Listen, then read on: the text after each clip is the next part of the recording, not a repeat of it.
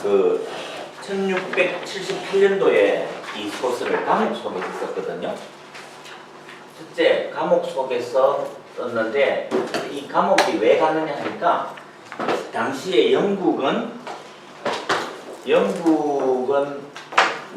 로마 교황청에서 벗어나가지고 영국의 황제가 교회에 수령이 되는 거예요. 그러니까 모든 그래서 그걸 보고 우리가 뭐라 그러죠? 국교회라고 그러죠. 영국 국가에서 국가교회가 된 거예요. 그러니까 지금 같으면은 성공회 또는 그 영어로 에피스코팔 처치라고 그러는데 이 성공회가 지금 미국에서도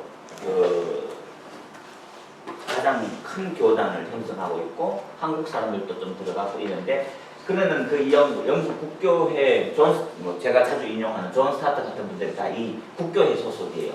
그런데 이 국교회가 타락했다고 생각하고 나와서 독립을 이야기하는 사람들을 보고 비국교도라고 그러죠. 그런데 지금 여기 예를 들면은 마틴 로이드 존스 같은 목사님들이 다 이 비국교도 소속인데 이분들이 굉장히 급진적인 계획을 외치고 이러다 보니까 이 사람들을 다 잡아다가 감옥에 집어넣은 거예요. 그래서 설교하기 위해서는 국가의 허락을 받아는 이 국교도들만 이야기를 해야 되고 국가의 승인을 받지 못하는 교회들은 감옥에다 다 집어넣는데 존 버년이 바로 여기 국교도의 소속, 비국교도의 소속이 돼 있어가지고 그러는데 감옥에다가 집어넣어서 12년형을 살리고 그러니까 이 존 버년 목사님이 감옥에서 성경을 아마 수백 번을 읽는 것 같아.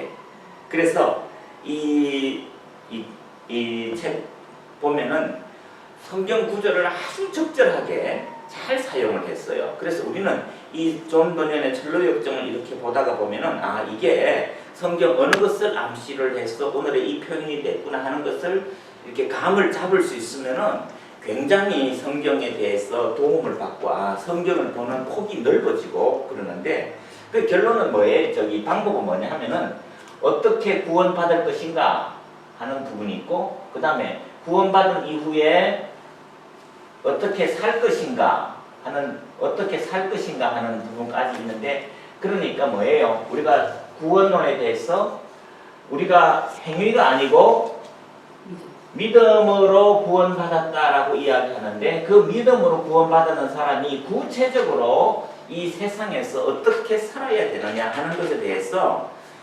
다양한 인물들을 동원해서 아주 실감나게 표현을 해 주었거든요.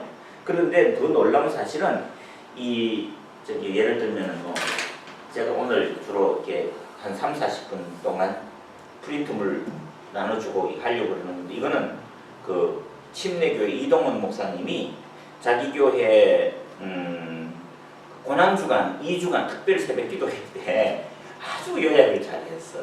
그러니까 저도 제가 이거를 아마 한 15, 16장면으로 만들면은 제가 우리 아침향기 이 앞에 한 15일치는 제가 원고를 쓰거든요. 그러면은 아주 좋은 교재가 되겠다 그랬는데 특히 제가 이걸 강조하는 이유가 지금까지도 아마 전 세계 기독교 역사에서 가장 설교를 잘하는 목사님이라 그러면은 스펄전이라 그러죠. 영국 사람 찰스 스펄전 목사님 설교를 제일 잘했다고 그러는데 이 스펄전 목사님이 같은 영국 사람이기 때문일 수도 있지만은 이 철로역정을 100번 정도 읽었다 그러잖아. 100번 정도. 그러니까 이게 간단한 문제가 아니에요. 그래서 철로역정 저도 오늘 아침부터 이걸 들여다보면서 요약하면서 하는데 참 구구절절히 깊이 있게 생각할 수 있는 그런 부분. 그러니까 우리가 성경만 로마스만 읽어가지고는 잘 상상력이 안 되는 건데 이 철로역정서는 존 버년 목사님은 풍부한 상상력과 거기에다가 재미와 영적인 교훈과 그리고 성경에 대해서 막 꿰뚫고 있는 거야. 그러니까 여러분이 이번에 리포트를 하기 위해서 내는 게 아니라 박미경 목사님 같이 졸리면은 자야지요. 그걸 낸 거라 하는 건 아닌데 자야 되는데 꼭 목숨을 걸고 한 몇 번 읽어볼 만한, 줄거가면서 읽어볼 만한. 그래서 그리고 또 이게 번역본이 한 10가지도 있을 거예요. 한국의 출판사, 뭐 말씀사, 규장, 또 홍성사, 뭐 그래 많이 있어요. 그래서 있는데 제가 아까 노현주 장님 이렇게 내는 거 이렇게 보니까 쓰는 사람들 이름이 쭉쭉 나와 있는데 이게 홍성사 판을 보고 읽었나? 이제 나는 그런 감을 잡는 거지요. 그러니까 오늘 그래서 부분에 대해서 다양하게 나와 있거든요. 그래 프리셉트 같은 출판사에서 나와 있고 하여튼 여러 개가 나와 있어요. 크리스찬 다이제스트도 나와 있고 뭐 하여튼 그래서 그런 것을 보면서 여러분 정말 이런 책은 줄거가면서 읽고 1년에 한 번씩은 읽어보는 게 좋아요. 1년에 한 번씩. 누가 뭐 삼국지를 100번 읽었다 그런 사람도 있잖아. 그러는데 이 철로역정은 스펄전 목사님이 100번을 읽었다고 그러면요. 우리도 이것을 읽으면서 한없는 위로와 격려와 도전과 이런 것을 받을 수 있어요. 정말. 그래서 로마서 성경을 읽고 난 다음에 그래서 제 같으면은 이 사실은 로마서를 처음부터 철로역정 같은 거 놓고 읽으면 그건 또 성경의 문맥을 놓치는 것 같아서 안 되지만 하여튼 제가 시간이 좀 더 있으면은 이걸 갖다 놓고 줄거가면서 한번 밑줄 그어가면서 한번 읽어볼 만한 책이에요, 진짜. 그러니까 자 제가 여기 서론을 이야기하고 그 다음에 우리 노현주 자매가 요약했는 거를 하나씩 가지고 읽으면서 한번 줄거리를 일단은 파악해야 되죠. 파악한다는 말이 손가락으로 탁 그어지는 게 손에 잡힐 듯이 딱 잡아야 되는 거. 자, 철로역정은 존 버년이 60세를 살았는데 50세 때 발표를 했는데 1678년도에 했는데 아까 말씀드린 대로 아주 인격적으로 신앙적으로 무르익었을 때 아주 발표한 그런 책이다. 그러니까 저자 소개했는데 그 밑에 패러그래프 보시면 밑에서 석줄, 세줄 108개국으로 번역됐고 거의 지금 한 350년 정도 뭐 이렇게 됐고 뭐 12년간 옥중생활 오른쪽 페이지에 거치면서 뭐 했다 뭐 이제 그런 쪽이 있는데 이게 영어로는 뭐예요? 필그림스 프로그레스. 그래서 영어로는 순례자의 뭐 역정이라 그럴까? 걸어온 순례자가 걸어가는 길, 걸어오는 길 뭐 그런 제목인데 그냥 이 한문 한국, 중국, 일본에서는 다 철로역정이에요. 그렇게 그러니까 하늘 가는 길 뭐 그런 정도로 이해할 수 있겠죠. 자 오른쪽 페이지 작품의 줄거리 그러면은 아까 이거는 우리 저 노현주 자매도 했는데 그 첫 부분 이 세상의 광야를 헤매고 있었던 나는 한 곳에 굴이 있는 것을 발견하고 그리로 들어가서 잠을 자려고 했다. 꿈을 꿨다. 그게 꿈 이야기예요. 200페이지 걸치는 꿈 이야기인데 꿈속에서 나는 한 사나이를 보았다. 그는 남루한 옷을 걸치고 자기 짐을 등지고서 있었는데 여기 왜 이 사람의 옷을 하필이면 남루한 옷으로 만들었겠어요? 이사야 64장 보면은 우리의 의는 다 더러운 의 같아서 그런 구절이 나오거든요. 우리는 근본적으로 하나님 앞에서의 죄인이라는 사실을 남루한 옷을 걸치고 그렇게 표현했어요. 그러니까 그 옆에다 다 적어 놓으세요. 그 다음에 자기 짐을 등지고 서 있다. 무거운 인생의 짐. 먹고 살기 바쁘니까 고민이 있으니까 또 건강에 문제가 있으니까 여러 가지 인생의 짐이 있겠죠. 그러니까 뭐예요? 인간은 뭐예요? 거지예요. 옷도 낡았고 도덕적으로도 비천하고 무거운 짐이 있고 그렇게 있다는 거예요.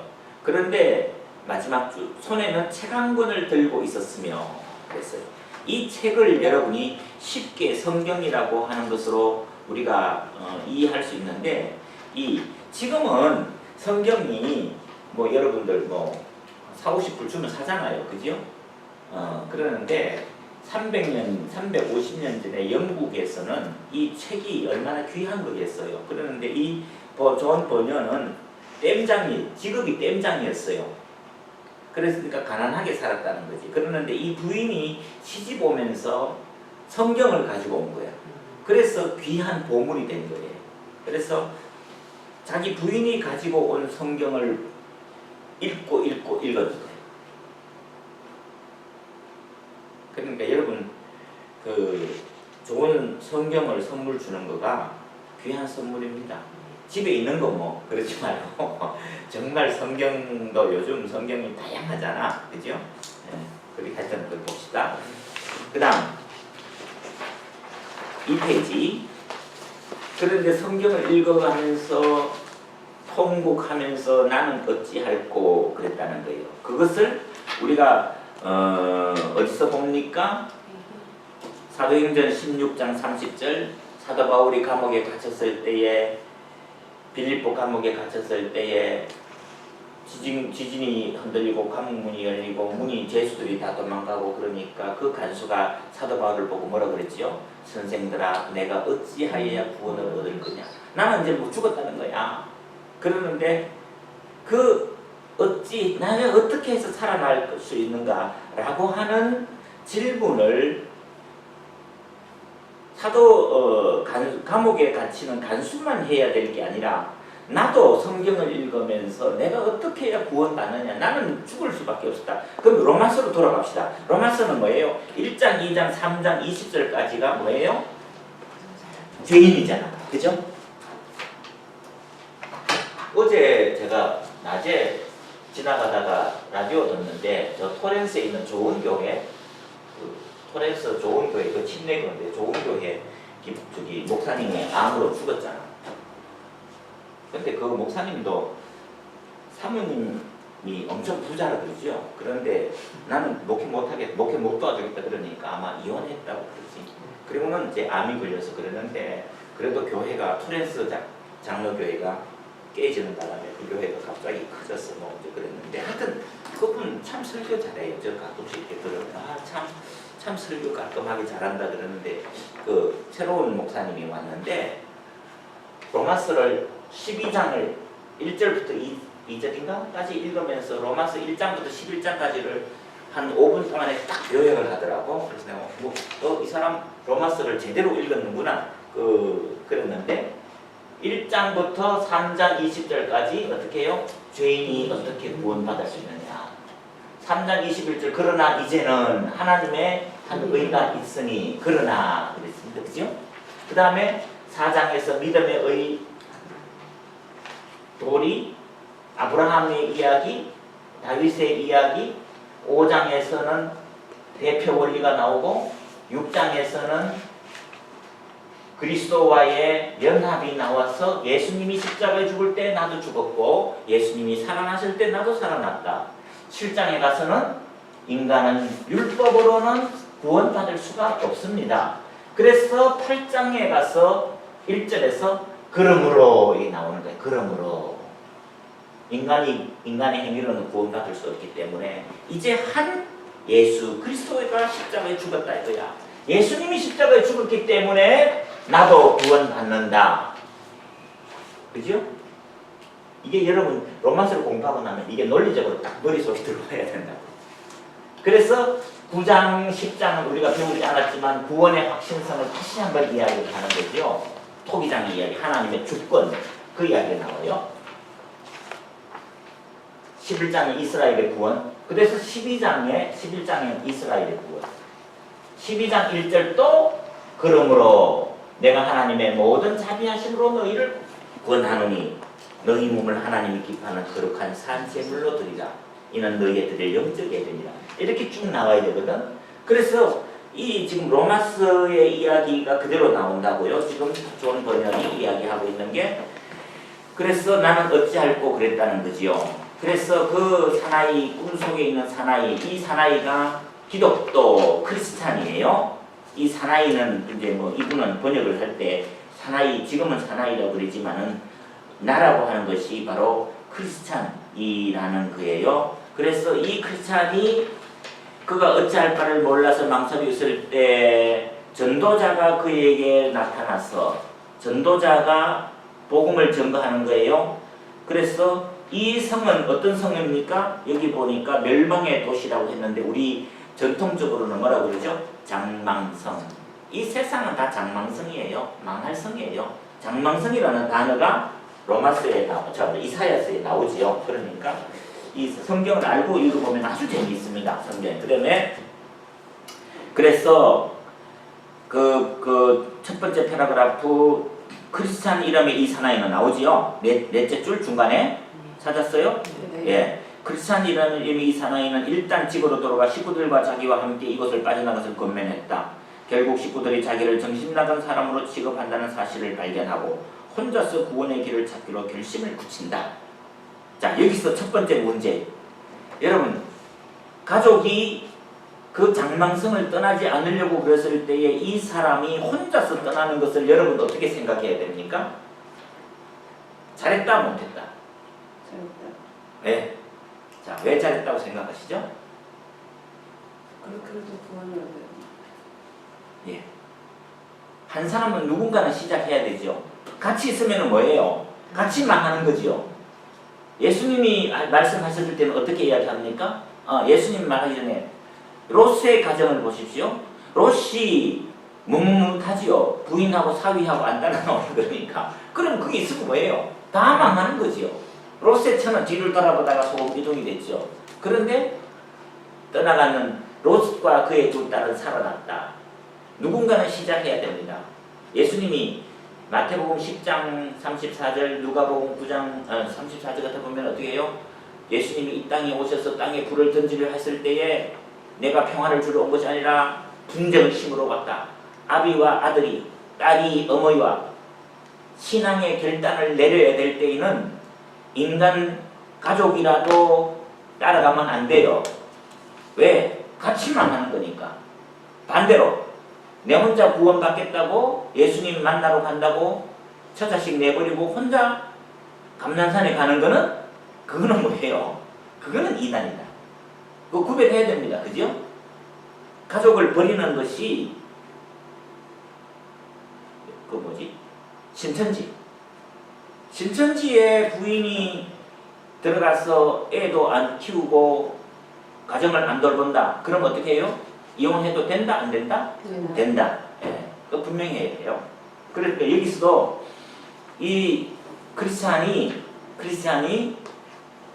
자기 혼자 살기 위해서 가는 거 아니에요. 그래서 제2부가 있어요. 2부에는 이제 부인하고 이 크리스찬이 돌아와서 하나님의 명령으로 말씀으로 자기 남편 아버지가 구원받았던 것을 알고는 이 크리스티나도 회개하고 복음으로 들어가지요.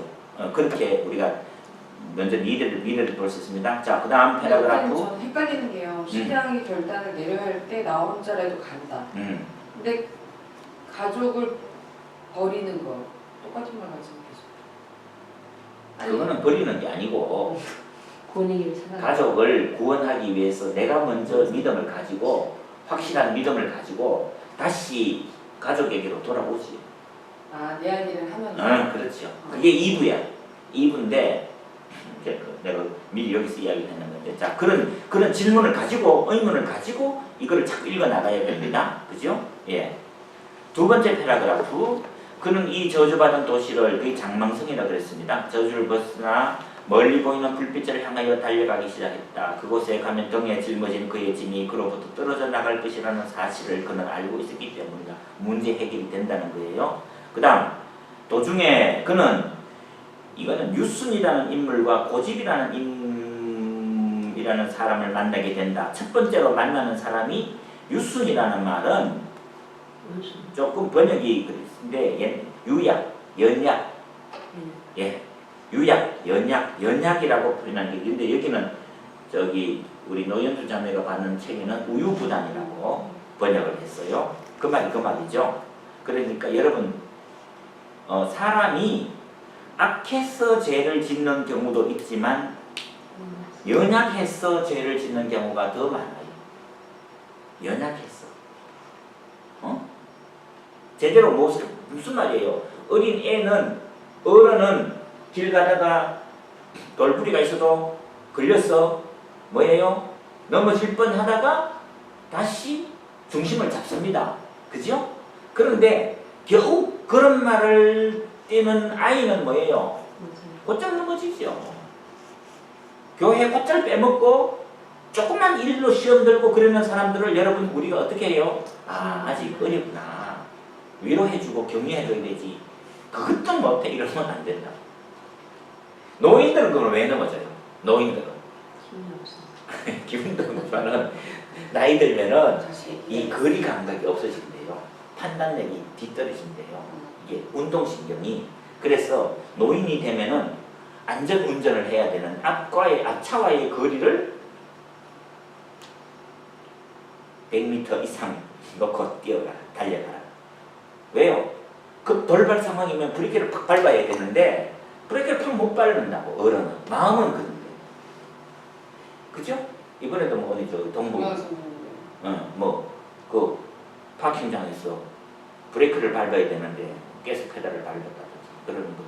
그러니까 이게 우리가 연약함이에요. 연약함. 그 다음에 두 번째, 고집이라고 하는 것을 만나서 고집이라고 하는 사람을 만났는데 이 고집이라고 하는 사람을 만나는 것, 그 고집이라는 사람은 왜 구원 못 받아요? 이 연약한 사람도 구원받을 수 없었고 이 고집이라고 하는 사람도 순례의 길을 가지 못했어요. 이 순례의 길을 간다는 게 바로 믿음 생활을 시작하는 거잖아요. 그런데 이 고집이라고 하는 것은 여러분 우리 한국말에 나이 많은 사람들 보고 꼰대라고 하잖아. 네. 꼰대라는 말이 무슨 말이에요? 꼰대라는 말이. 자기 주장이 너무 세고 나는 빗나가잖아. 그러니까 이 꼰대라는 말이 고리타분하다, 응? 혹은 고집스럽다. 성경에서는 이 고집을 다른 말로 할 때는 완악이라고 이야기해요. 완악. 혹은 완고. 완악하고 완고해서 망한 사람 누구 있어요? 제일 대표적인 사람 사울왕. 하나님이 그렇게 하지 말아라. 우상에게 가지 말아라 그랬는데 아니요. 나 가야 돼요. 고집을 부리는. 그게 아니라는 것을 알면은 스톱할 수 있어야 돼요. 그 반대로 한 사람은 방금 아시는 거죠? 유약한 사람은 연약한 사람은 왜 연약해요? 한국말 하면 뭐예요? 기가 너무 얇아. 누가 뭐라고 한마디만 하면은 그런가? 이러고는 따라가고 반대로 고집은 뭐예요? 고집불통은 뭐예요? 남의 말을 도무지 안 듣는 거야. 진리가 있는데도 그것을 거부하는 거예요.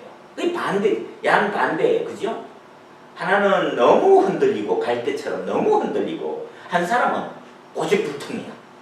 이거는 다 믿음의 길에서 내려놔야 될 부분이다. 그 말이지요. 그래서 하는데 예를 들면은 그 부분은 우리가 어떻게 볼 수 있습니까?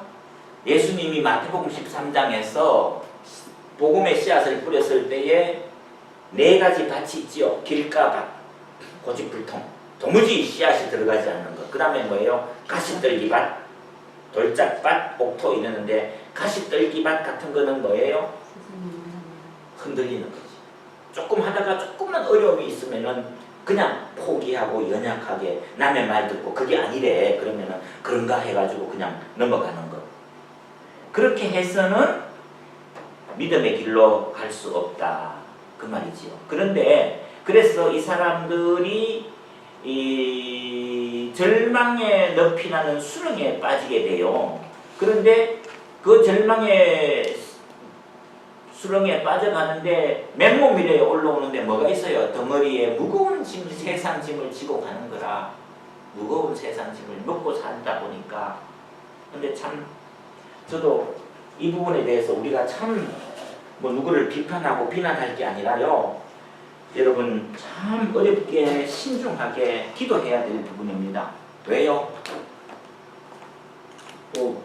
박수장도 가끔 그런 이야기 하는데 이민생활 하다 보니까 1년 12달 365일 1월 1일 날만 쉬고 매일 일해야 되는 사람들 참 힘든 부분이죠.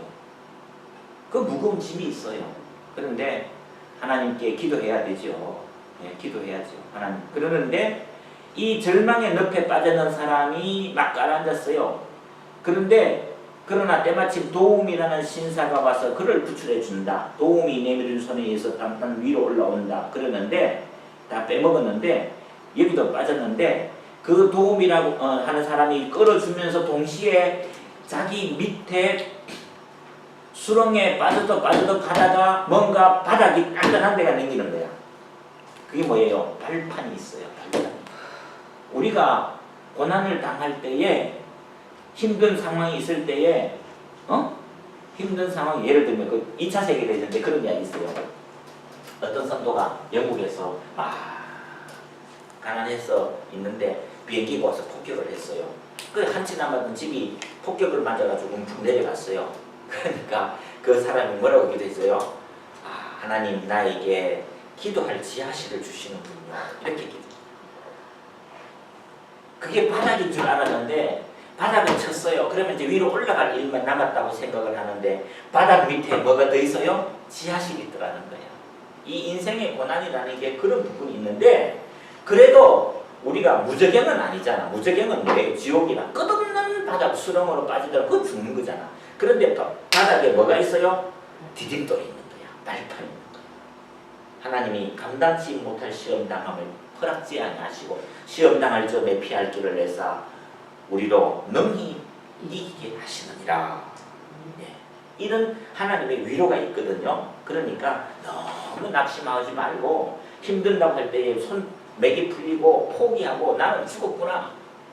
예수 믿는 사람들이 왜 나는 되는 일이 없어요. 그런 소리를 왜 해요? 정말 그런 건 아니거든. 믿음으로 하나님 내가 내려가다 보면은 반드시 단단한 바위돌이 있다. 그거를 기억을 해야 된다. 네.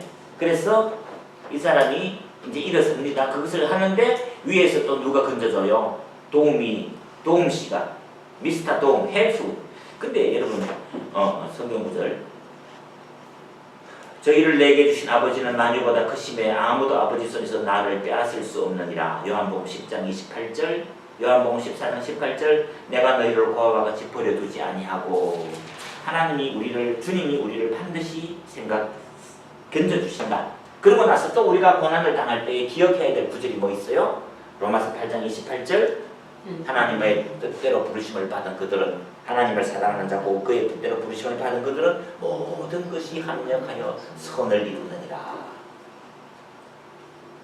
로마서 공부하고 나면 이 정도는 외워야 됩니다. 그죠? 예.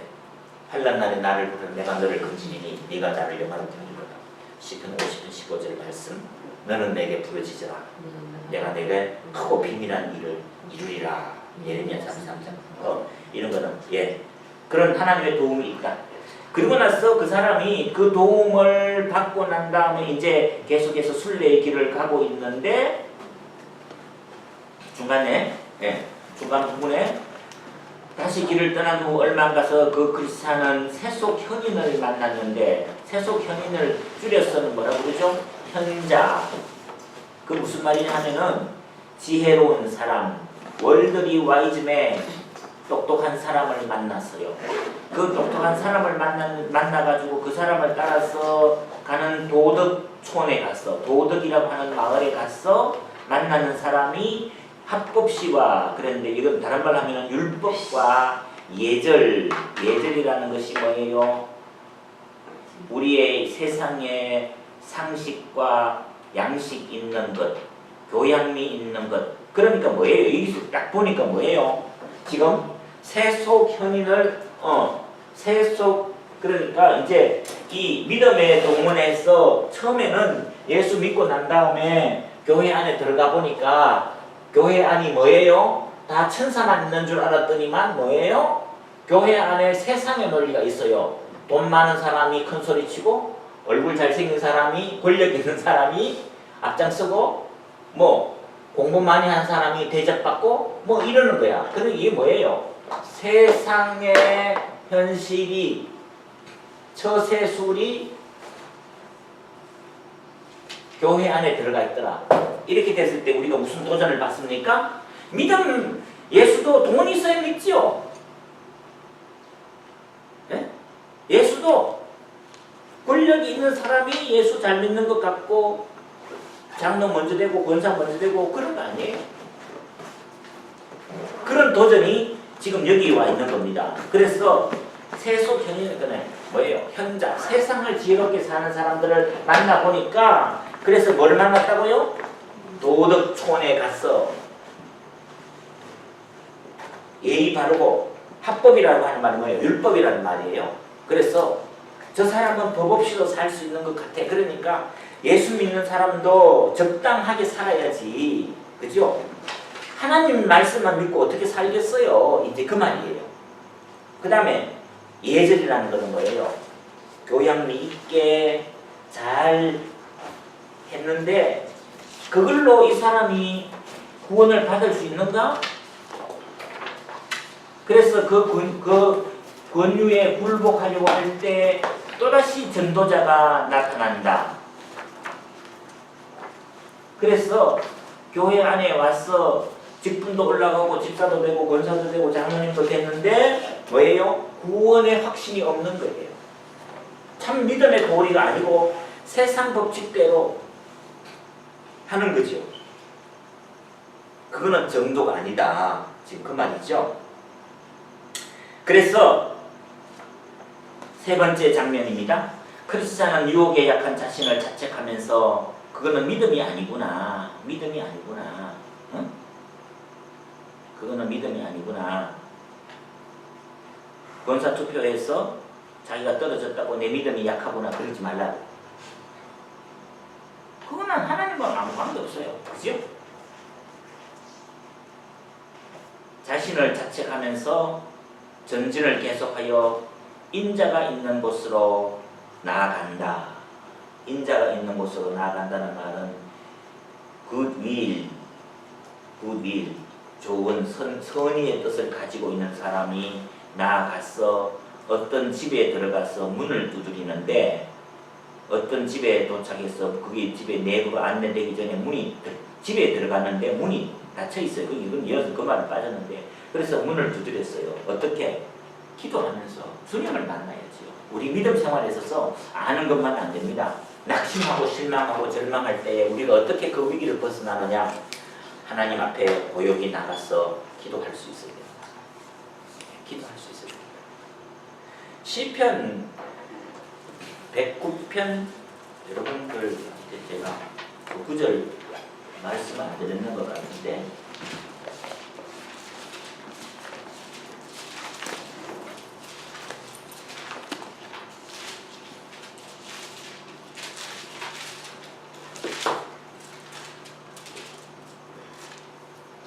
시편 109편 4절 나는 사랑하나 그들은 도리어 나를 대적하니 나는 기도할 뿐이라.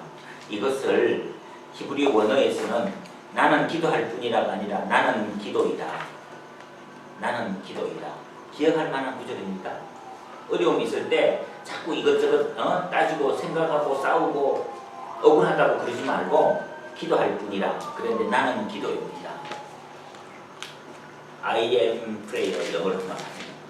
요새 제가 저기 한국 TV 드라마 그 프로그램 중에 나가수 있죠? 나는 가수다. 근데 그 제목 참 내가 잘 적었다 그랬는데 뭐예요? 그 막 내놓으라 그러는 가수들이 나와가지고 노래만 가지고 대결하잖아. 그러는데 여기서도 나는 기도이다.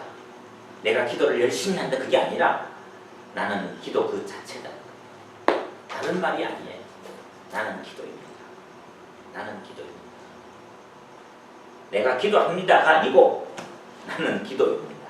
기도와 내가 동격이에요. 참 우리가 그 기도를 폼 잡고 그렇게 하면 안 되고 정말로 목숨을 걸고 기도할 이유가 있습니다.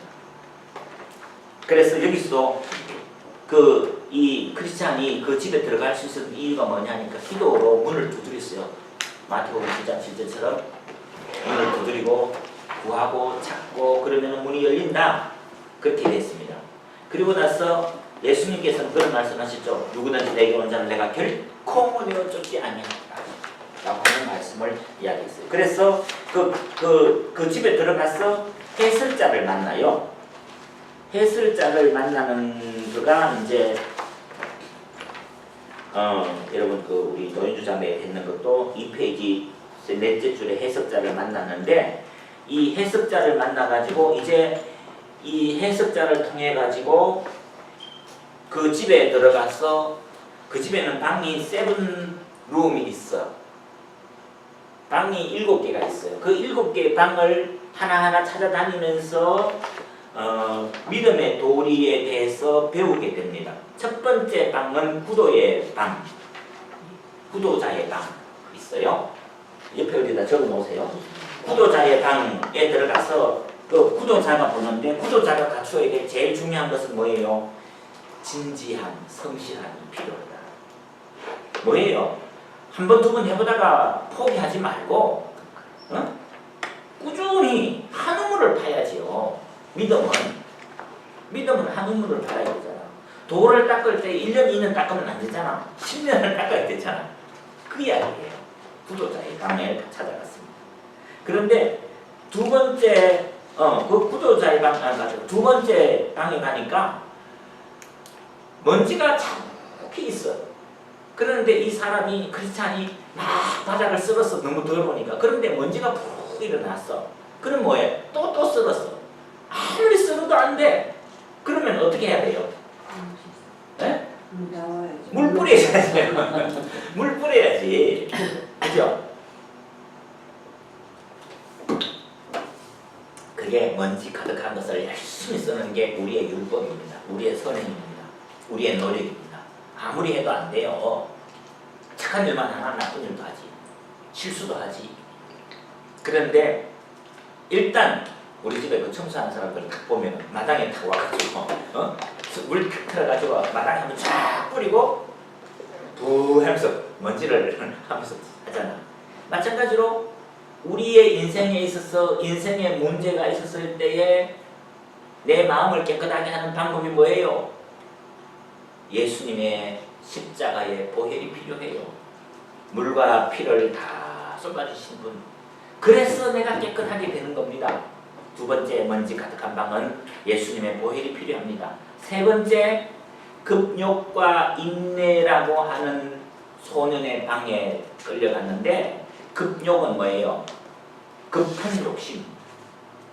한번 해보고 안 되면은 그 사람들이 왜 욕심을 하고 왜 시기를 해요? 나는 1불밖에 못 버는데 저 인간은 10불 벌 때에 내 마음이 급해지지요. 불편해지죠. 걔는 뭔데? 그걸 내려놔야 돼요. 그래서 죄 짓는 거예요. 두 번째, 인내해야 됩니다. 끝까지 견딜 수 있어야 됩니다. 끝까지 견디는 자는 구원을 얻으리라. 마태복음 24장 13절 말씀. 그 다음에 네 번째 방이 아주 재미있는데 벽난로가 그 막 이 사람이 있어서 벽난로가 있는데 그게 불이 다 꺼져가네. 그러는데 이 어떤 사람이 와서 거기다가 자꾸 물을 끼얹어. 그러면 불이 폭삭 다 죽을 것 같은데 죽었다가 다시 일어나고 다시 일어나요.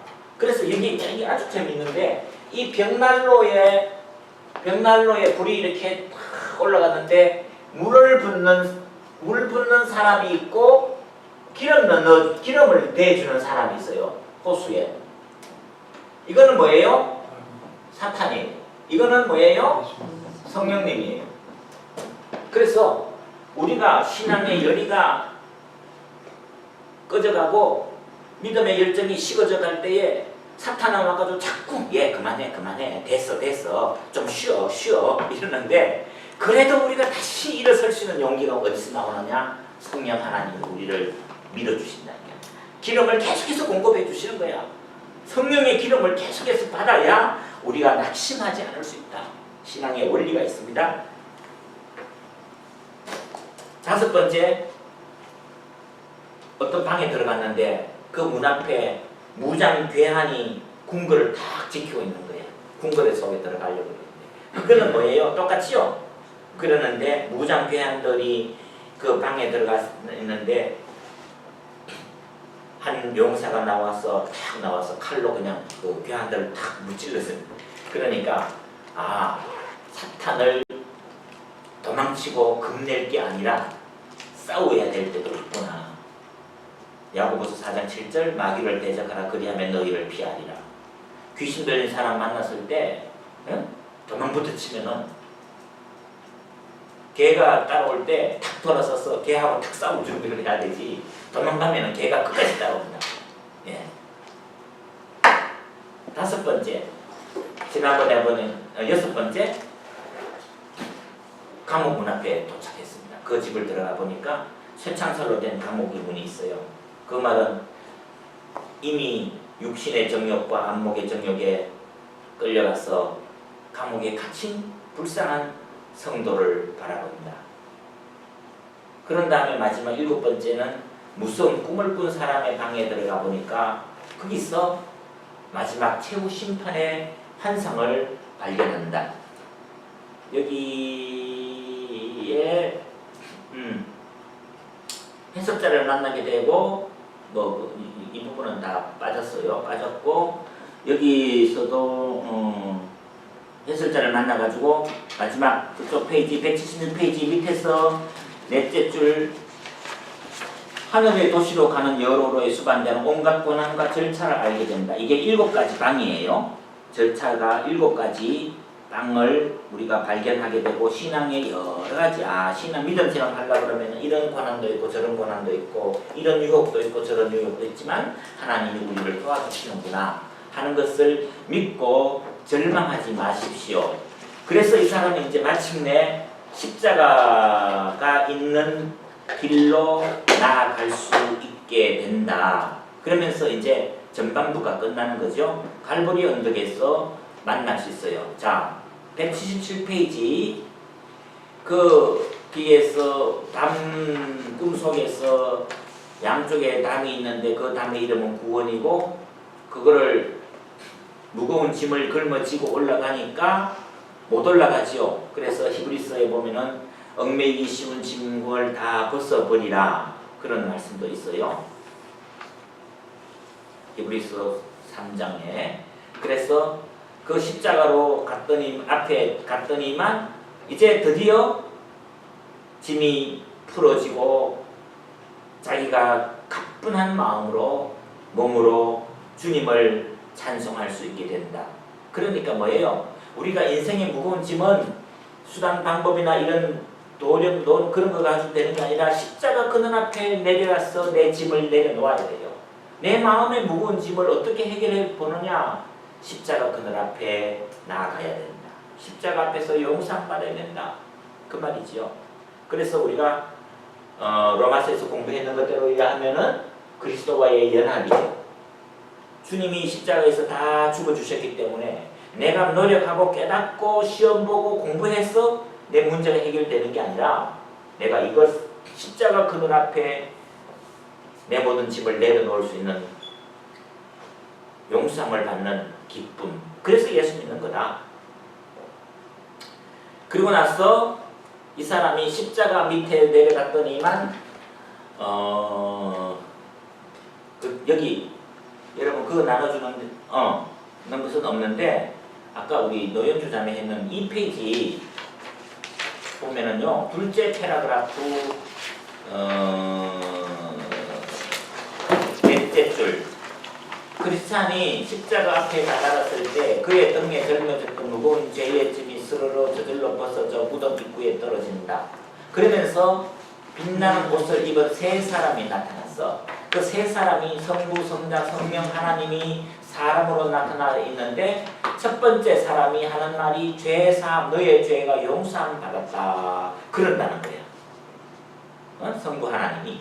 그 다음 두 번째 사람이 새 옷을 입혀줘요. 그리스도의 보혈로 깨끗이 쓰게 해주는 새 옷을 입혀주는 거야. 그러면 뭐예요? 친의가 바로 그 말이죠.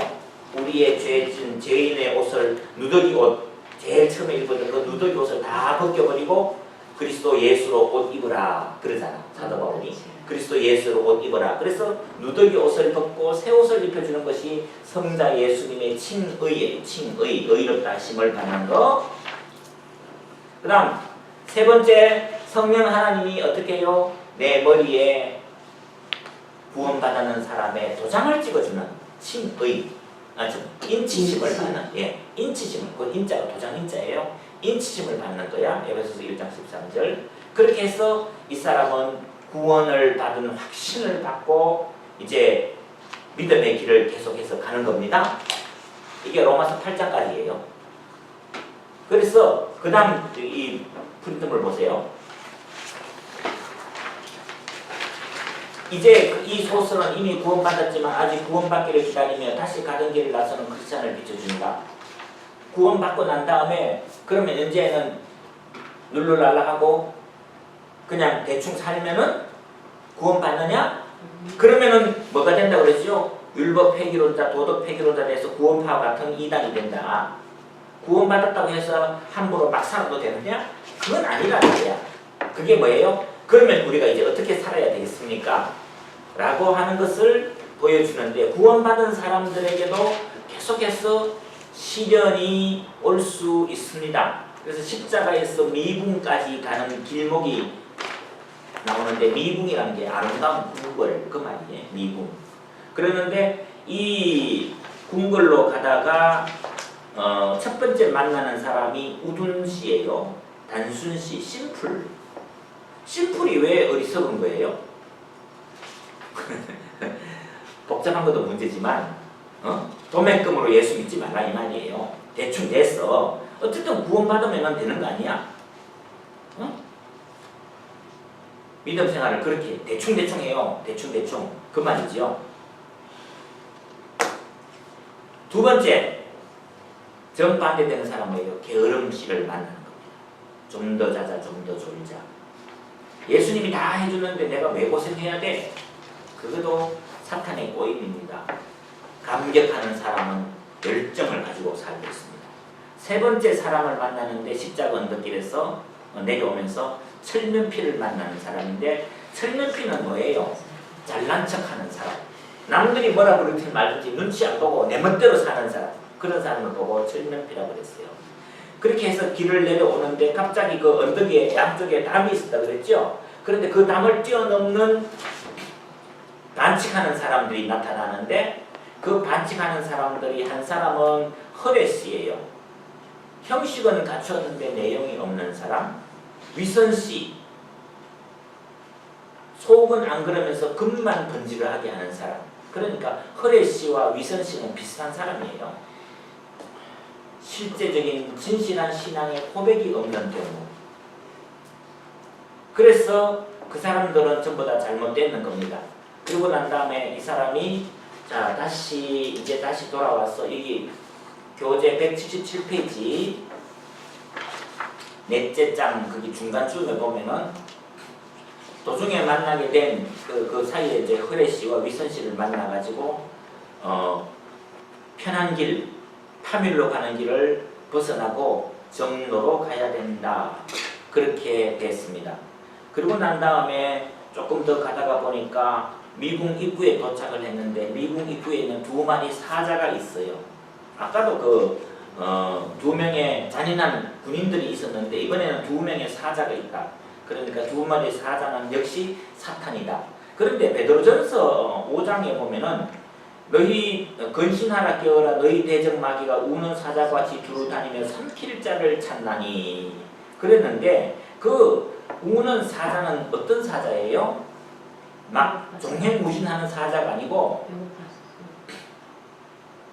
쇠사슬에 매여 있는 사자입니다. 한계가 있어요. 그 사자가 우리를 삼킬 수 없어요. 그 우는 사자가 얽매여 있는 겁니다. 그래서 우리는 깨어 있어야 되는 거예요. 헛된 것 보고 두려워하지 말고 그런 다음에 이 사람이 여기는 고난의 산 있는데 이건 이제 현대용어로 잘 번역을 했는데 우리 여기 이 교재 177페이지 중간 밑에 내려오면은 곤고산, 안난산이라고 해서 옛날 번역들 보면은 고난의 산으로 땀을 뻘뻘 흘리면서 올라가야 돼요. 믿음 생활이라는 것이 너무 쉽게 식은 죽먹이가 아니다. 유혹이 있고 고난이 있고 어려움이 있다, 고통이 있다. 그럴 때 우리가 포기하지 말고 올라갑시다. 배고파도 올라가야 되고 힘들어도 올라가야 되고 춥더라도 올라가야 되고 아시죠? 주기철 목사님 불렀던 노래. 그래서 많은 곤욕을 치른 후에 드디어 한 숙소에 들어가서 그 숙소에서 신중과 경건과 자비라고 하는 아름다운 처녀들과 토론을 한다. 근데 이 신중과 경건과 자비가요, 지혜와 신중하다는 말은 아까 그 단순하다는 무식한 사람이 아니라 신중하다는 말은 지혜의 의미도 있어요. 여기서 신중하다는 것은 우유부단한과는 반대로 지혜가 있습니다. 그 다음에 경건이라고 하는 것은 하나님을 닮아가는 것. 그 다음에 자비는 여러분 다 아는 인애, 체리트 하는 그런 사랑의 성도를 만나가지고 교회 생활을 통해서 우리의 신앙을 다시 북돋을 수 있는 것이다. 그 우리가 교회 가서도 지혜롭게 행해야 되고 경건한 모양을 갖춰야 되고 사랑을 나눌 수 있어야 된다. 교회는. 그리고 나서 이 사람이 그 집에서 방 이름이 있는데 그 방이 평안의 방에서 구경을 하는데 서재를 구경하고 무기고를 구경해요. 그럼 서재는 당연히 뭐겠어요? 히브리서 11장에 나오는 믿음의 선배들이 잘 싸웠던 기록이 쭉 나와 있어. 아브라함은 어떻게 살았고 이삭은, 야곱은, 요셉은, 모세는, 삼손은, 여자 선지 드보라는 그 히브리서 11장에 믿음의 전당이 쭉 있잖아. 그러는 믿음이 좋은 사람들을 만나서 도전을 받는 거예요. 감동을 받는 거예요. 신앙 열정을 배우는 거죠. 그리고 난 다음에 무기고에 들어갔어. 무기고에 들어가니까 이거는 잘 알죠? 에베소서 6장에 나오는 구원의 투구를 쓰고 믿음의 흉배를 붙이고 그 성령의 검을 가지고 구원의 투구를 쓰고 믿음의 신발을 신고 허리띠를 띠고 전신무장하는 전신갑주를 입는 에베소서 6장의 무기를 그대로 다 가지고 이제 완전 무장을 해가지고 어디로 내려가느냐? 그러니까 여러분 여기도 보면은 그 밑에 있죠? 처녀들과 토론을 한다. 그는 평화라는 방에 묵었다가 이곳을 떠날 때에 떠나기 전에 서재와 무기고에 들어가서 검과 방패를 무장해서 이제는 어디로 가요? 겸손이라고 하는 골짜기로 내려간다. 그래서 겸손이라고 하는 골짜기로 내려가서 싸워야 되는데 그 싸우는 사람이 대상이 누구냐니까 아블루온인데 영어로 아폴리온이라고 해놨어요. 우리 계시록 성경에 보면 아블루온 그 사탄이에요. 사탄을 만나서 이제 한판 전쟁을 해야 되는 그런 장면이 이제 나옵니다. 혹은 아바돈이라는 그 계시록 9장 11절에 나오는 사탄과 이제 전쟁을 하러 나가는 겁니다. 그래서 전쟁을 하다가 보니까 예수 믿는 사람들이 사탄과 싸우면 백전백승합니까? 가끔씩은 뭐예요? 약간의 상처를 입을 수 있다. 그거 어떻게 봅니까? 예수님도 사탄과 싸울 때 창세기 3장 15절에 원시복음이라고 그러죠. 프로토 에반젤리칼 원시복음을 만났을 때 예수님은 사탄의 뭐예요? 머리를 상하게 하고 사탄은 여자의 후손의 발꿈치를 상하게 한다. 그러니까 우리도 사탄과 싸울 때 약간의 상처를 입는 것을 각오를 해야 돼요. 그래서 그 치유를 하는 때에는 어떤 치유를 합니까? 계시록 19장에 나와 있는 생명나무 잎사귀를 갖다가 발랐어. 그래서 치유를 입어요. 치유를 저걸 할 수 있어요. 생명나무 잎사귀를 가지고 약으로 받아요. 그 우리들도 약을 바르고 생명의 말씀으로 약을 바르고 그 다음에 전쟁을 했으니까 배고픈 사람에게는 뭐예요? 떡과 포도주를 먹어야 된다. 성찬에 참여해야 된다. 성찬에 참여하는 거 교회에서 여러분 꼭 그 말은 뭐예요? 예수님의 사랑을 다시 한번 확인하는 거예요. 허기진 배를 움켜쥐고 있을 때에 예수님의 떡과 포도주를 먹고 힘을 내가지고 이제 다시 한번 나가야 되는데 그때 진충씨, 믿음씨를 만나게 됩니다. 자, 177페이지 마지막 패러그래프. 싸울 때 입었던 상처를 생명의 나무 잎사귀로 치료를 받고 계시록 22장 2절 적어놓으세요. 그는 사망의 엄침한 골짜기로 들어갔다. 그곳은 지극히 쓸쓸하고 캄캄하고 어두운 곳으로 좌우에 깊은 돌아가 수렁이 있어 그 사이로 유일한 통로로 빠져나가도록 되어 있다. 거기는 지옥의 입을 벌리고 무서운 광경을 노출하기도 있기도 하다. 여기서 크리스찬의 무기인 검과 방패는 소용이 없고 기도에만 의존해야 된다. 마지막 무기는 기도죠. 말씀도 필요할 때가 있지만 기도는 뭐예요? 그 말씀을 내 것으로 만드는 거예요. 머리로 아는 게 아니라 내 가슴으로 신앙을 고백하는 거예요. 기도가 참 힘이 있어요.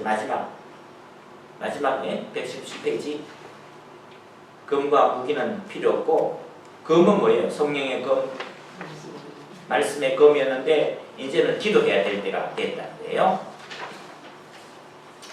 자, 10분만 더 하고 휴식합시다. 3페이지, 178페이지에 보면은 거기에 그래서 이 동력자를 만나요. 동행자를 만나요. 그러는데 그인들이 살고 있는 그 이단과 교황에 있는 그것을 지나가지고 신의인데 이게 믿음이에요. 믿음. 혹은 페이스풀, 진충시, 참된 믿음 있는 성도 그런 말이죠. 그래서 그 사람을 만나가지고 이제 크리스찬과 신이 믿음 두 사람이 함께 길을 가면서 서로 격려하고 위로해요. 그러는데 이때에 또 세 사람의 유혹자가 나타나는데 여기는 본문에 그게 없는데 세 사람의 유혹자가 나타나는데 첫째는 불만, 둘째는 수치를 모르는 사람, 세 번째는 수다스러운 사람. 재밌죠? 교회에서 불평불만하는 사람은 믿음의 장애가 됩니다. 그런 사람 자주 만나지 마십시오. 부끄러움을 모르는 사람, 수치를 모르는 사람, 가치관이 뒤집어져가지고 부끄러워해야 될 것을 부끄러워할 줄 알고 그래야 되는데 그런 것을 모르는 사람. 그 다음 뭐예요? 수다스러운 사람. 그 수다스러운 사람은 능변이라고 하는 말장이 아들을 또 뒀어요. 고린도전서 4장 20절 하나님의 나라는 말에 있지 않냐고 능력이 있습니다. 말 좀 교회에서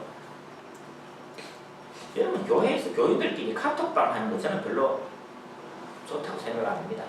쓸데없는 이야기를 그거보다 차라리 간증 예를 들면 오늘의 말씀 묵상 이런 거는 나누는데 뭐 쓸데없는 카톡을 자꾸 올려가지고 확인되지도 않은 불확실한 이야기하는 거 뭐 좋은 거 아닌데 하여튼 그래서 충실씨를 만나가지고 그 사람들을 다 물리치고 전도자가 격려를 하고 난 다음에 이제 그 허화시에 도착했어요. 허화도시 베너티 시티라고 하는 거기에 허영기가 있는 도시에 들어갔어. 그런데 그 허영기에서 온갖 값진 의복, 비싼 옷, 그 다음에 아름다운 유창한 말, 그 다음에 온갖 값진 보석 그런 것들을 만나서 사라고 유혹을 자꾸 하는데 이 크리스찬과 믿음은 오직 한 길로만 가고 귀를 틀어막고 막 그 번화가를 막 지나가는 거예요. 예수 믿는 사람이 매주에 백화점 간다. 그러면 믿음이 들어가겠어요? 뭐 그런 식이에요. 예? 허영기가 있어가지고 옆에 김집사가 진주 목걸이 하면은 나는 진주 목걸이 2개 하고 갑니다. 예수 믿는 사람이 금반지를 1개만 끼는 거는 좀 이해가 되는데 10손가락에 다 끼고 다니는 사람 그 언제 믿음이 들어가겠어요? 아니 좀 심각한 거 아니에요? 본인은 몰라요. 그러니까 이런 소설을 볼 때 이런 허영기가 있는 도시에 가는 거예요. 10손가락 다 반지 끼고 다니는.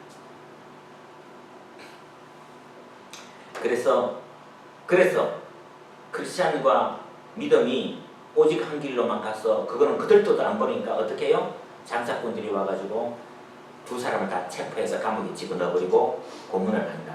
그래서 마침내 뭐예요? 정인을 세웠어. 이놈들이 우리 장사 다 망쳤다. 그랬는데 그 정인이 이름이 질투와 미신과 아첨이 사기꾼들을 데리고 와서 이 예수 믿는 사람들을 우리 장사를 방해하고 세상 문화를 모르고 촌스럽고 뭐하고,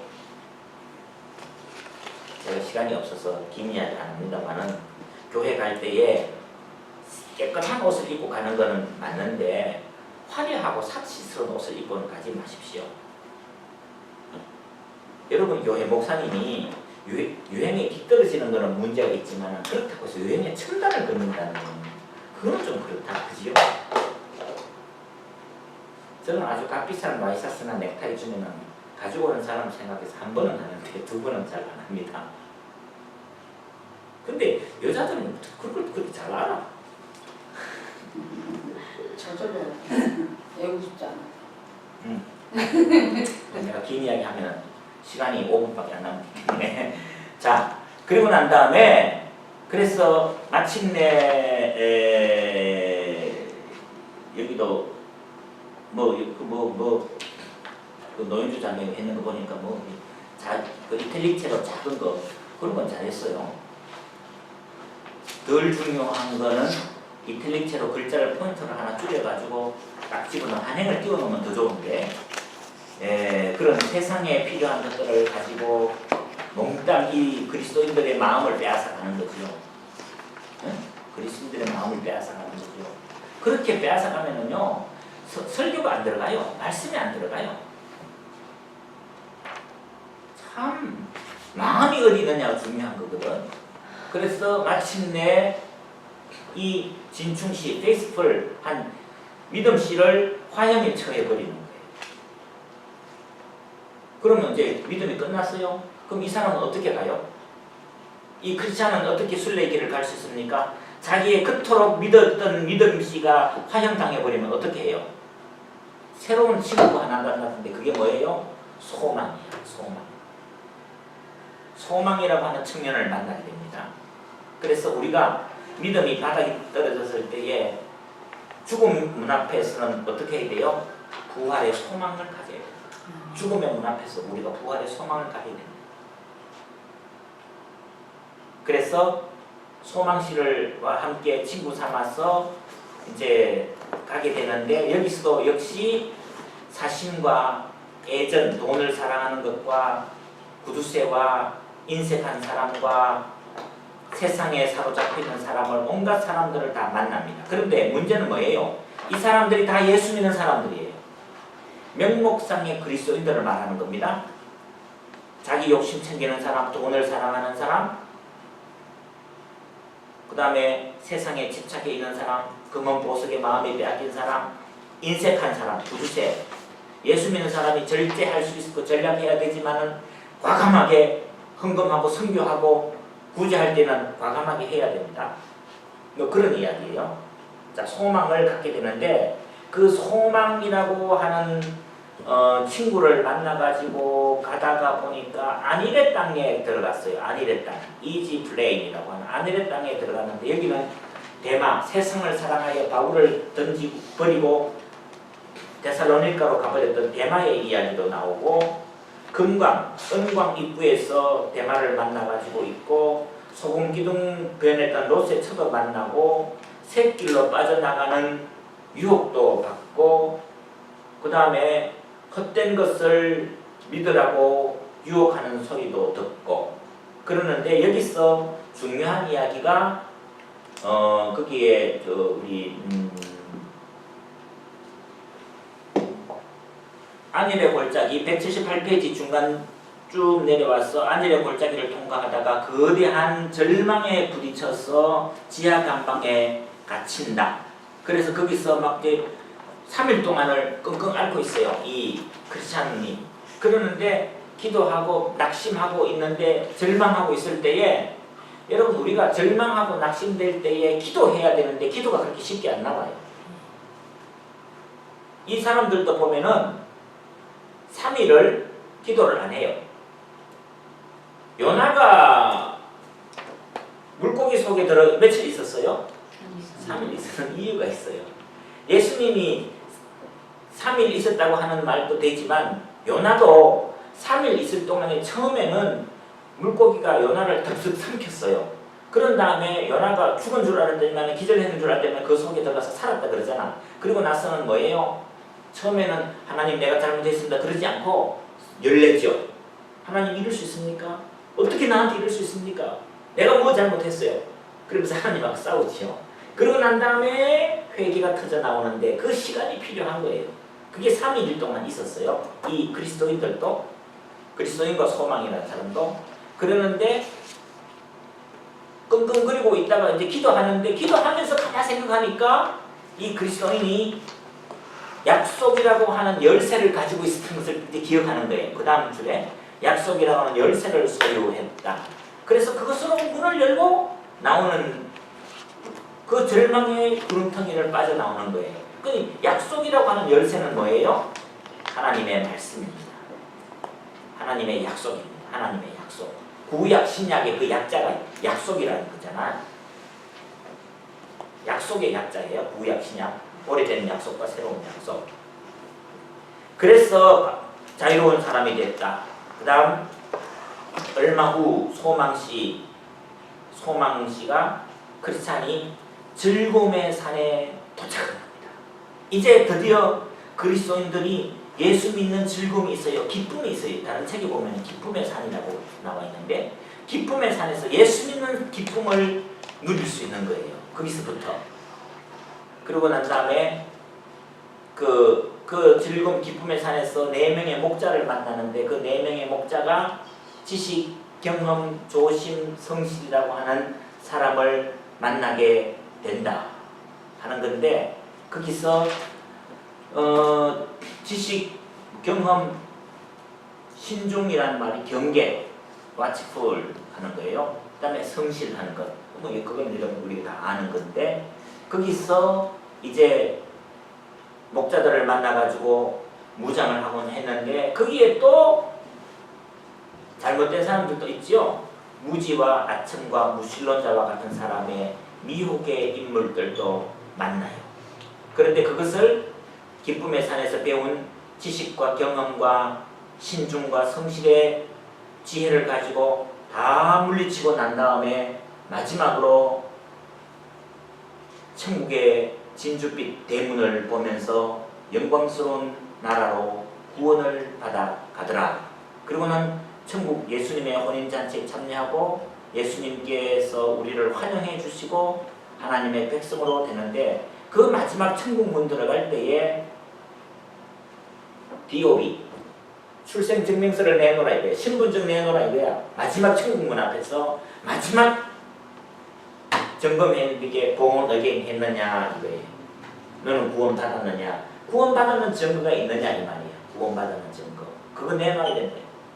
그거 없는 사람은 지옥으로 가고 구원의 확신이 있는 사람은 천국으로 들어가게 되더라. 그게 철로역정의 전체 줄거리입니다. 그런데 그 다음 마지막 페이지 180페이지 작품에 대한 논평 첫째, 둘째, 셋째, 넷째는 여러분 읽어보시고 넷째 181페이지 둘, 넷, 여섯, 일곱째 줄 둘째 패러그래프 네 번째 작품에 대한 평가는 이 최종수 교수님이 썼는 평가예요. 번연은 이 책 속에서 전개되는 거의 모든 사건 하나하나에 대하여 그 사건의 의미와 결부되는 성경 구절을 인용하고 있다. 성경 구절을 인용하고 있다. 그 다음 패러그래프 우리는 여기서 번연이 얼마나 성경을 숙독하고 있었으며 자기가 이해한 성경 구절을 어떤 방법으로 유식하지 못한 일반 독자들에게 실감나게 올바르게 설명해 줄 것인가에 대해서 얼마나 고심하고 있었는지를 짐작할 수 있다. 감옥에서 성경을 읽었으니까 죽을 각오하고 성경 읽었다. 우리가 두 번째 이제 휴식하고 난 다음에 우리 이사모님이 발표할 때 어떻게 성경을 사랑할 수 있을 것인가를 한번 생각해 보는 좋은 경우 있을 겁니다. 그래서 제일 마지막 두 줄 신자는 결국 영혼의 구원 문제에 관해서는 문학으로부터 성경으로 돌아갈 수밖에 없다. 성경이 문학 작품인 것은 틀림없지만 그 문학을 뛰어넘어서 뭐예요? 하나님의 말씀을 깨달아야 되는 거예요. 하나님의 말씀을 알아야 우리가 영적인 신앙생활을 감당할 수 있게 됩니다. 그래서 그러니까 여러분 제가 오늘 1시간 동안에 솔로역정 한 권 다 읽는 걸 했는데 정말 이거는 즐거워가면서 한번 읽어보십시오. 틈틈이 1년에 한 번 읽어보십시오. 저하고 같이 있게 되면 제가 가끔씩 이런 이야기를 할 텐데 한번 도전해볼 만한 과제입니다. 졸업하기 전에 기독교 2000년 역사 중에서 기독교 3대 고전이라고 이야기하거든요. 1. 어거스틴의 신국론 고백록 어거스틴의 고백록. 두 번째 토마스 아케피스의 그리스도를 본받아. 세 번째가 존 번연의 철로역정. 그런데 이 고백록이나 그리스도를 본받아는 생각보다 어렵습니다. 이거는 공부 시간에 배워야 되는 책인데 이 존 번연의 철로역정 같은 거는 뭐 지금 한번 이렇게 훑었잖아요. 훑었으니까 한번 읽어볼 만합니다. 근데 성경 구절이 많이 나와 있고 그러니까 줄줄 읽으면서 한번 신앙의 도전을 한번 해봐요. 독서 그룹에서 뭐 한 달에 한 번씩 이렇게 모이는 거 이런 거 한번 교재 정해가지고 여러분들 교회 쓰든지 그룹에 쓰든지 한번 정말 한번 해볼 만합니다. 정말 한번 도전해보세요. 한때 설교학을 배웠는데 설교학을 배우면은 둘 중에 하나예요. 100점이든지 0점이든지 한 반 이상은 100점 받아요. 이제 성경의 엉뚱한 해석 갖다 붙이지 않고 그대로 성경을 풀이하면은 100점 그러거든요. 그런데 잘못 해석하면은 혀를 잘라요. 막 분노하시면서 그런 성경이 어디서 나오는지 그래서 엉뚱한 소리 못하게 하는데 근데 제가 지금 그러잖아요. 그때 우리가 다 20대의 신학을 배우는데 설교를 뭐 어떻게 해서 100점을 줄 수 있겠어요. 지금도 뭐 헤매는데 근데 이분이 저희들한테 용기를 가지고 말씀을 배우라는 거거든요. 성경 1000번을 읽는 분들 앞에서 우리가 성경 뭐 풀이해봐야 뭘 얼마나 할 수 있겠어요. 그런데 이분이 100점 그렇게 100점. 여러분 낙심하지 말고 도전 한번 해보세요. 내가 지금 그래서 그분 정말 성경의 5자까지 다 찾아낸 그러는 분인데도 모르는 거는 모른다고 그러고 겸손하게 이야기하고 그러면서도 배우는 제자들에게 성경에 대해서 목숨을 걸고 한번 싸워보시라고 그런 것을 들으면서 참 제가 30년, 40년 지나는 지금까지도 이분의 그 말씀을 제가 기억하거든요. 그래서 이제 저를 돌아봐요. 제 나이 때 이분이 우리한테 성경을 가르쳤는데 감히 참 쳐다볼 수 없을 그런 수준임에도 그렇게 겸손하고 권위 있게 말씀하시고 그 우리 친구들 가운데는 다 전도사에서 밥 먹고 사는데 어떤 친구는 수요일 날 일부러 자기 교회 안 가고 자기 교회 안 가고 이 목사님 교회 가서 설교도 보고 그랬어요. 제가 여러분들한테 여러분 지금 제가 사정을 뭐 좀 반은 알고 반은 모르는데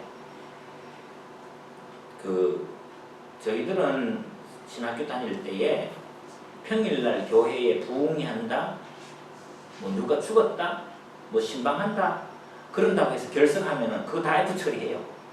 그래서 원래 신대문 3학년 때만 교회에 나가서 봉사하라고 그러죠.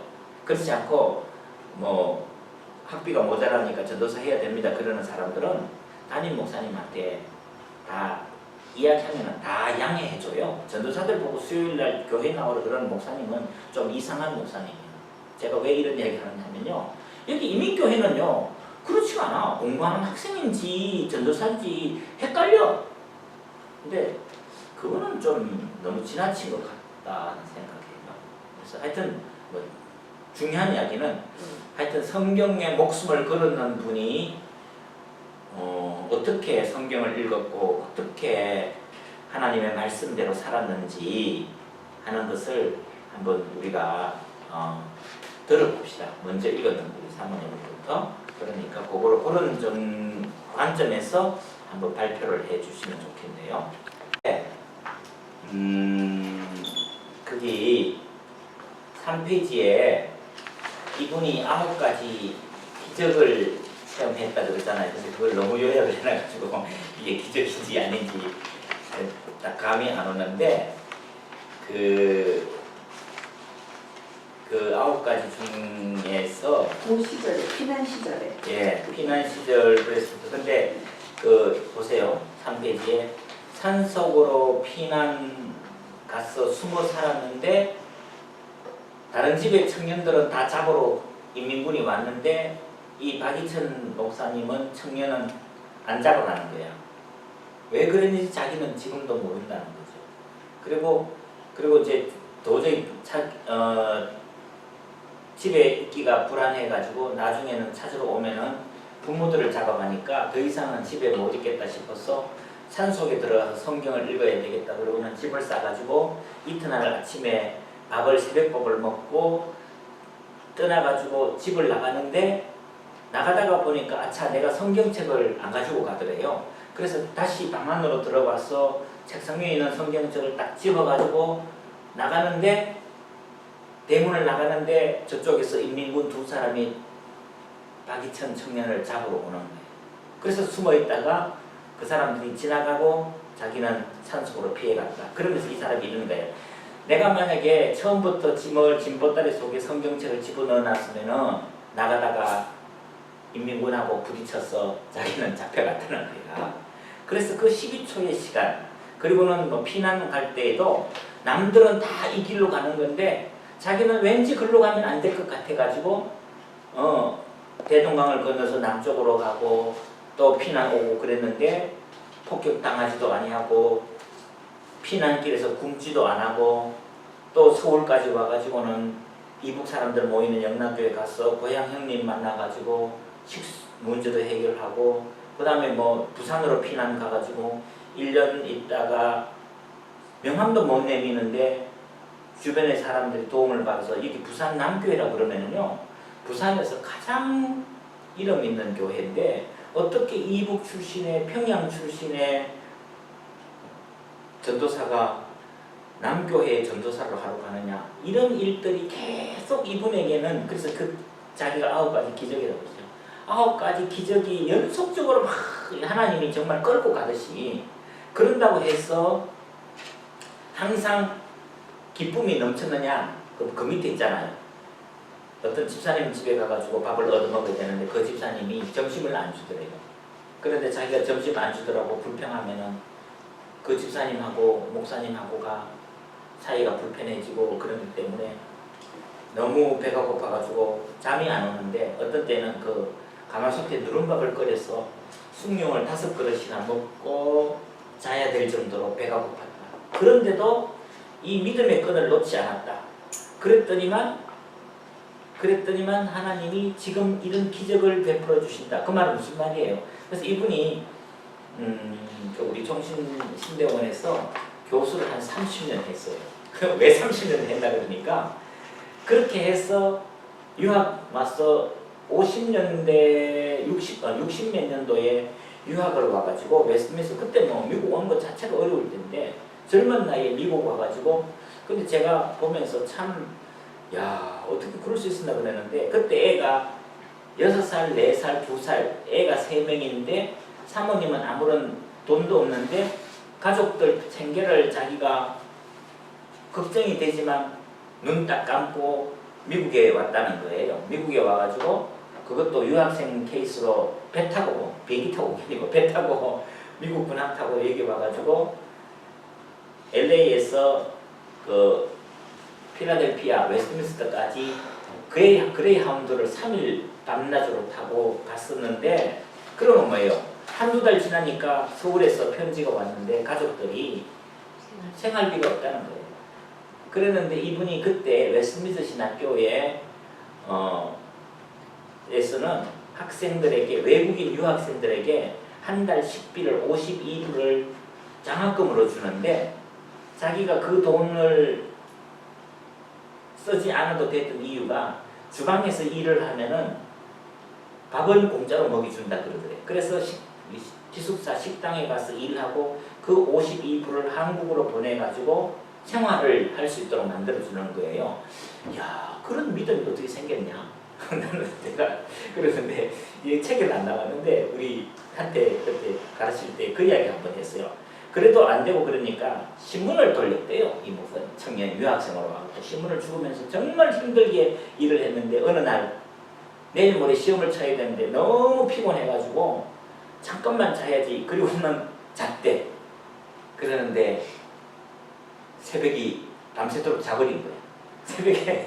새벽에 뭐 3시인가 뭐 4시에 알람을 했는데 그 소리도 못 듣고 그냥 계속 잔 거야.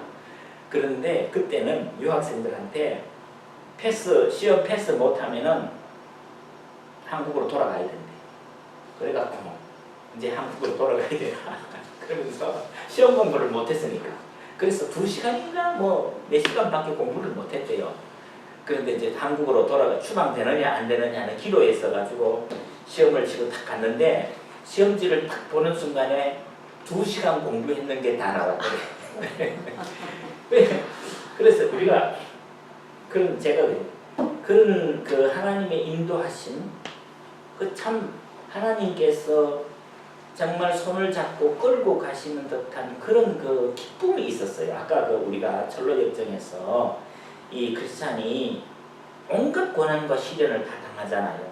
그런데도 믿음을 가지고 소망을 가지고 십자가를 바라보고 가니까 기쁨의 산에 도착하더라고요. 그런데 뭐예요? 불평과 시기와 또 무식과 뭐 그런 유혹에 다 있는데 그것을 어떻게 이겨내느냐. 그리스도를 바라보면서 묵묵히 신앙의 길로 달려가라. 이제 그러면서 그런데 이분이 참 하루에 아까 이야기했지만요. 성경 본문을 하루에 2시간씩 신약 2시간, 구약 2시간을 읽는데 주일날은 바쁘니까 못 읽잖아요. 그러면 월요일날은 외출 안 하고 성경만 죽으라고 읽는 거예요. 그러니까 이 성경, 오늘 아까 제가 읽었는 성경이 에레미야서 같은 것도 보면은 무슨 말인지 몰라요. 그래서 저도 새벽기도 설교하기 위해 가지고 2-3시간씩 투자해요. 이 책 저 책 다 됐다면서. 그런데 좀 제가 이런 책을 여러분에게 추천하고 권하는 이유 중에 하나가 하나님의 말씀 읽는데 정말 우선순위를 두시고, 또 저희들은 이런 소리를 들으면서도 성경 읽는 일을 그렇게 못했어요. 못했던 이유가 너무 큰 그 부담이 되면은 무슨 말, 그렇게 뭐 그러잖아. 흰 것은 종이고 검은 것은 글씨고 이렇게 되는 부분이 많잖아요. 근데 그렇게 됐을 때 우리가 쉽게 포기하는데 그러지 말고 무디라고, D.L. 무디가 역시 구두방 수성공이었잖아요. 그런데 성령의 능력을 받아서 미국을 뒤집어 놓는 이유가 뭐냐 하니까, 무디는 성경 읽을 때에 생선을 먹을 때 어떻게 먹습니까? 우선 살부터 먹지요. 가시가 나오면 어떻게 해요? 그거는 뒤로 돌려놓고 먹지요. 그러니까 이해할 수 있는 부분만 먼저 먹으라 이거예요. 모르는 부분 막혀가지고 읽지 말고. 그래서 하루에 2장, 3장 읽는 것도 중요하지만 어떤 때에는 여러분 시간을 내 가지고 일하지 않는 날이나 뭐 이런 조금 조용 있는 날에는 마태복음, 마가복음을 한 자리에 앉아가지고 쭉 읽어보세요. 특히 여러분들 제가 권해드리는 그 메시지 성경 같은 거는요, 한 자리에 앉아가지고 마가복음 같은 거는 한 30분 읽으면 다 읽을걸요, 여러분. 그러면은 한 자리에 앉아가지고 쭉 읽으면은 기억에 남는 구절이 몇 가지 있어요. 한 구절에 매여가지고 시간 보내지 말고 전체 흐름을 보라는 거예요. 마태복음, 마가복음, 누가복음. 그런 흐름을 잡아서 보면은 이 줄거리가 잡히면은 이해가 돼요. 앞에서 나오던 게 뒤에서 해석이 될 수 있고 마태복음에서 읽었던 게 요한복음에서 해결이 될 수 있거든요. 그래서 하여튼 성경을 사랑하고 성경을 묵상하고 기도하면서 받아들이고 하면은 성경에 좀 길이 열릴 수 있지 않는가. 그래서 그 말씀을 내가 기도하는 것으로 하면은 이게 내 것이 되거든요. 그래서 정말로 아까 얘기했던 것처럼 낙심이 되고 위험이 있을 때에도 눈을 감고 있을 때에도 그 읽었던 말씀이 내게 나오는 거죠.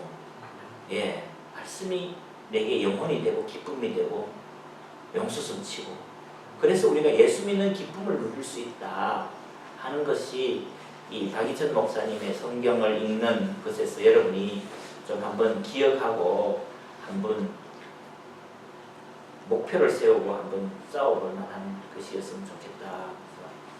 저도 아직까지 그게 안 되지만은 뭐 여기 보면 그래 뭐 최고천 목사님 같은 분은 요한계시록을 10,000번 읽으니까 다 외운다 그러잖아. 그래서 옆 사람이 알아듣도록 외우면은 20분 만에 외우고 처음부터 끝까지 22장까지 옆 사람이 알아듣지 못하도록 웅얼거리면서 외우면은 18분 만에 요한계시록 1장부터 22장까지 다 외운다 그러잖아요. 그러니까 우리 신앙 선배들은 그런 어떤 경지가 있었어요. 그러니까 여러분 우리도 좀 우물 안에 개구리식으로 아니고 좀 세계적인 그런 믿음의 선배들이나 또 우리 한국에서도 이런 귀한 어른들이 있다는 것을 한번 생각하고 우리가 한번 목표를 한번 세워볼 만하다 그런 생각이 있습니다.